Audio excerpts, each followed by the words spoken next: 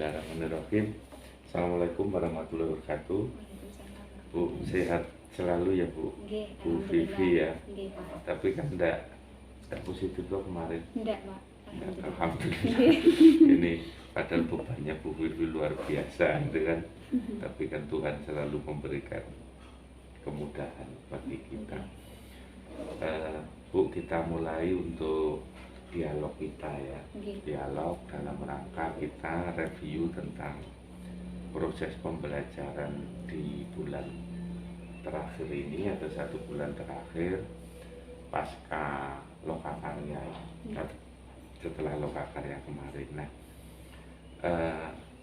saya pengen dengar ceritanya Bu Vivi dulu nih tentang apa yang sudah berjalan di pembelajaran panjenengan dengan kondisi yang kondisinya kan berubah-ubah ya.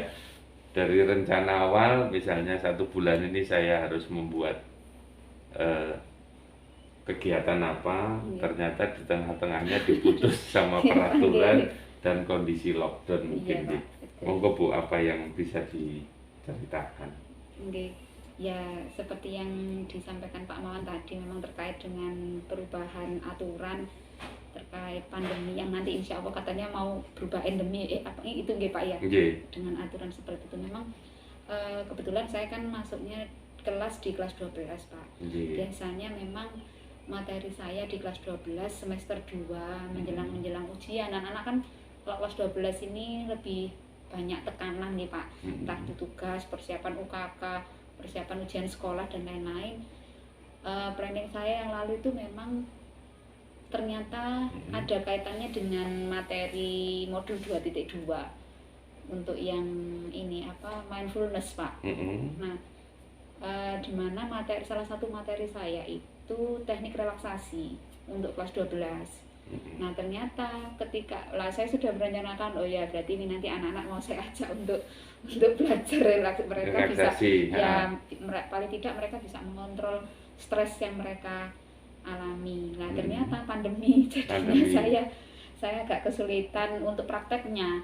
Tapi akhirnya saya alihkan yang untuk di e-learning tetap dengan teknik-teknik relaksasi yang bisa dilakukan secara online ya. Oke, Pak. Terus untuk contoh relaksasinya seperti apa?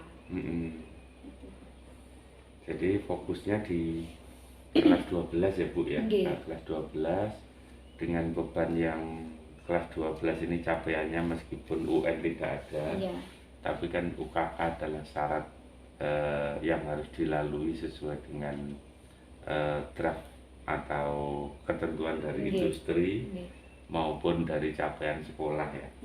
Setelah itu ada juga tugas-tugas mungkin proyek ya Bu ya, kelas 12 tapi tetap nyaman saja, nanti relaksasinya kan tetap jalan meskipun tidak luring ya, daring pun oke. Nah, setelah ada ini Bu, relaksasi secara daring ini kan ke depan bisa saja ada perubahan lagi. Ini ada perubahan lagi. Apa yang akan dilaksanakan Bu Vivi? Yang kemarin setelah membaca modul terakhir yang 2.2 itu Pak, dan modul sebelumnya 2.1 itu banyak hal yang akhirnya dari yang sebelumnya ketika saya harus membuka diri saya dari masukan, baik itu dari anak-anak, cara belajar, cara mengajar saya, terus juga cara penyampaian saya yang mungkin awalnya lebih cenderung dari sudut pandang saya saja. Nah, yang selanjutnya itu memang yang ingin saya tekankan, saya berusaha untuk terutama yang analisis peta kebutuhan ini Pak. Peta kebutuhan siswa di kelas saya, kira-kira apa sih yang mereka inginkan di proses pembelajaran itu. Kalau misalnya memang dengan lebih banyak mungkin anak-anak yang visual, mereka lebih suka dengan video, karena kemarin kebetulan ya di kelas AK 12 AK itu beda dengan yang di 12 TKR. Yang ketika di 12 TKR itu mereka lebih banyak, Bu nanti pembelajarannya di luar aja Bu, nanti kita bikin gini mereka itu. Jadi kayaknya kan kalau anak laki-laki yang TKR itu kan anak laki-laki ya Pak ya, itu mereka lebih banyak yang kayaknya suka untuk dengan gerakan apa ya Pak, aktivitas gitu. Aktivitas, Nah, sedangkan yang di kelas AK yang banyak anak perempuannya, ketika saya menjelaskan materi yang sama, yang saya rasa waktu itu tuh memang anak-anak itu yang diem, aduh kok arek meneng, saya itu juga gitu, ini kenapa dengan saya. Akhirnya saya memang dan saya biasanya itu juga saya lakukan sebelumnya Pak, ketika memang tidak ada respon yang positif yang seperti yang saya bayangkan, saya berusaha untuk peka, tidak antusias ya anak-anak. Ini kenapa, ini ada yang salah ini pasti dengan saya.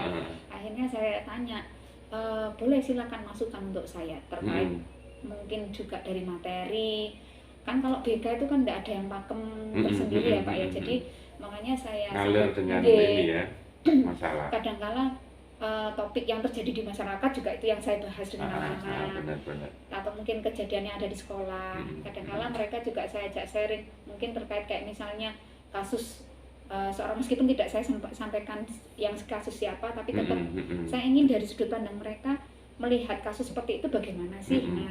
Nah waktu itu yang di kelas 12 AK itu mereka kok ini kenapa ini ya dengan saya. Ternyata mereka waktu menyampaikan, Bu, kalau bisa mungkin materinya dengan banyak yang video gitu. Jadi ada permintaan. Ya, permintaan dari mereka. Oke. Terus kalau materinya sudah sesuai Bu, materinya sudah menarik, artinya materi-materi kan biasanya di awal pertemuan saya menyampaikan selama 1 semester ini materi yang akan kita bahas itu ini. Jadi nanti mereka itu sudah punya gambaran ketika pertemuan pertama, oh ya ini, pertemuan kedua mereka sudah siap, oh ya ini saya tentang ini yang mau saya. Jadi suatu kasus itu kita harus bisa memvideokan ya supaya anak-anak menarik, mungkin dengan ini ya PowerPoint yang di animasi ya, kasusnya kan itu anak-anak lebih antusias. Jadi sudah terjaring ya keinginan dari anak-anak. Nah dari situ selama ini capaian yang dirasakan Bu Vivi apa ya? Capaian yang ini sudah berhasil ini kan gitu ya semacam yang seperti itu Pak. Kalau misalnya anak-anak itu biasanya tertarik dengan kasus yang terjadi di sekolah terutama. Ketika mereka saya ajak diskusi, tapi ini lebih sering memang untuk anak TKR dan TBS, ini anak laki-laki cenderung mereka ketika saya ajak sharing tentang kasus tertentu dan itu terjadi di sekolah, sudut pandang mereka bagaimana? Menurut kamu kalau misalnya ini enggak, ya memang akhirnya mereka belajar untuk menerima yang tidak sesuai dan yang sesuai dengan jadi yang pro kontra itu akhirnya mereka belajar berpendapat, belajar juga untuk menghargai, oh iya sih kalau beda pendapat saya mesti gimana, apakah saya tetap harus begini. Terus mereka juga belajar sebagai salah satu warga sekolah kan nggak hanya melihat dari sudut pandang mereka saja sebagai siswa, tapi juga satu keseluruhan. Oh iya kalau misalnya saya siswa kan memang mungkin kalau mereka apa ya Pak istilahnya